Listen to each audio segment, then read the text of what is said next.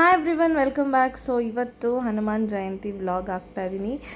ತುಂಬ ಲೇಟಾಗಿ ಅಪ್ಲೋಡ್ ಮಾಡ್ತಾಯಿದ್ದೀನಿ due to some reasons.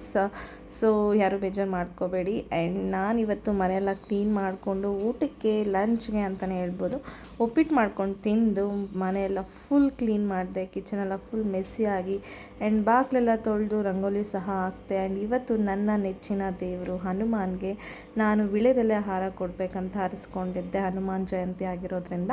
So ದೇವ್ರ ಪೂಜೆನೂ ಮುಗಿಸಿ ವಿಳೆದೆಲೆ ಹಾರ ರೆಡಿ ಮಾಡಿಕೊಂಡು ದೇವಸ್ಥಾನಕ್ಕೆ ಹೋಗಿ ಕೊಟ್ಟೆ.